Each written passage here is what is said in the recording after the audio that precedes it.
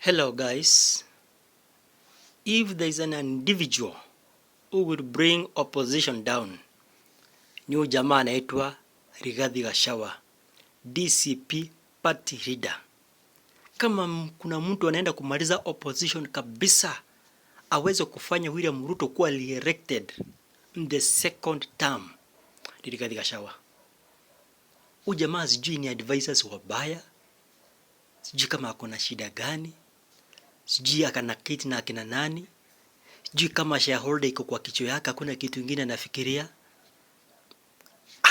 Anaamka tu mara moja na kuanza kusema adi DCP itachukua governor ya Nairobi, itachukua senator wa Nairobi, utachukua governor wa Nairobi, and out of 85 MCS at 75 watatoka DCP and then 10 watatoka kwa Wiper. Najua sometimes naangalia Kalonzo Musyoka na muone huruma, sababu huu mtu na mashareholders ametuchosha kabisa katika opposition.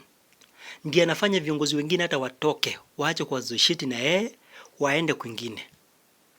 Tunajua Nairobi sahi mwenye anakalia kiti ya governor ni kutoka UDA, senator ni ODM, woman rep ni ODM.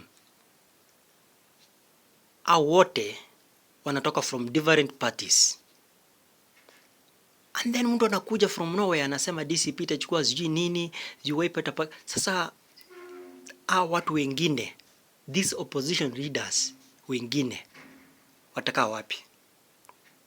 Angalia akina Fred Okengo Matiang'i, akina Democratic Party, akina Eugene Wamalwa, akina George Natembeya, watakuwa wapi?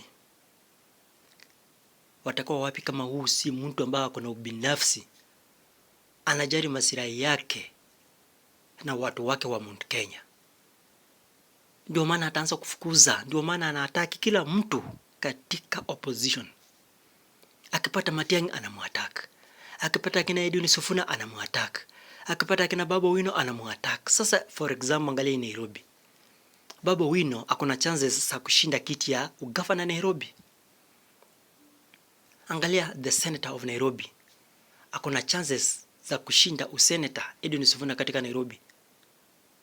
Alafu mtu anakuja na shares anasema Nairobi itachukuliwa na DCP, ambao tunajua hiyo ni chama ya Wakikuyu.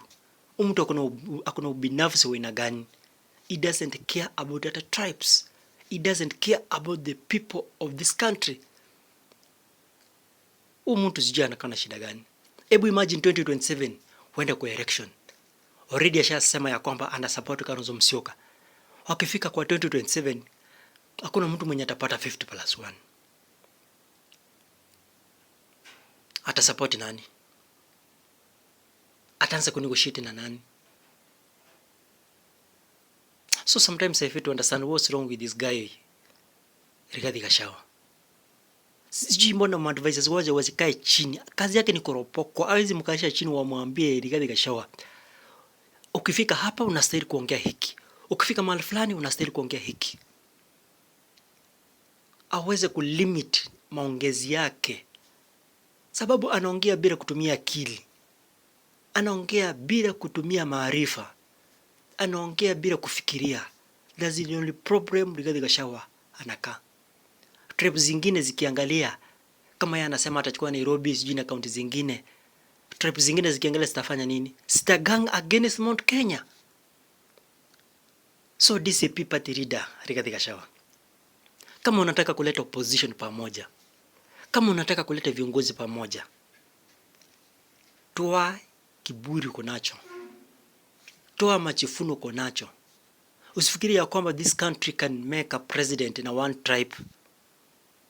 Kama mngekuwa mna make president na tribe moja, mngekuwa mnaongoza kila mwaka. Rigathi Gachagua, why don't you style up? Why don't you put your home in order? Mbona usikae na viongozi wengine? Before make a step, sit with these other leaders, consult them. Kuna spokesperson Mukisa Kitui Sit with this guy, with the other leaders. Ongea before ufungue mdomo yako, sababu ukifungua mdomo wako ni sumu. Consult your fellow leaders. Kalonzo Musyoka, if you are not careful, kama huwezi kujitoa kwa hiyo minyororo ya Rigathi Gachagua, utakuja kulilia chooni.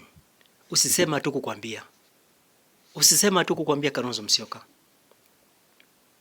He cannot hawezi recognize anybody kwa position leader. Yeye akisema ni Kalonzo kwisha. Hataki kuangalia hata tribe. Mlimwona na hiyo chuzi anaambia Fred Okengo Matiang'i, enda huko nyumbani, ukuje na chama chako cha UPA, ukuje kwa negotiating table tuongee. Fred Matiang'i akaangalia akasema, nikikuja na chama changu kutoka huko Gusii region, ndakuja na kitu almost 900,000 votes. And then tukakuja kwa table, utasema ya kwamba votes zangu ni kidogo. So wacha tu support Kalonzo Musyoka. Akaamua kuchukua chama ya Jubilee Party ambao inajulikana katika Kenya mzima. Is a presidential candidate. Ukiangalia Kalonzo Musyoka, uangalie Fred Okengo Matiang'i, ukiangalia Rigathi Gachagua, unawezaona kwamba nani presidential candidate? The only person who suitable for position and who can send William Samoei Ruto home ni Fred Okengo Matiang'i. So Rigathi Gachagua, jua vile una treat viongozi wenzako. You are not above them. Hiyo mdomo ndio ilikufanya ukakuwa impeached. Na tena saa hii mdomo wako imekaa sumu, inataka kuharibia opposition. Msipochunga, William Ruto atakuwa re-elected in 2027. Take this to the nearest bank and keep it for future reference.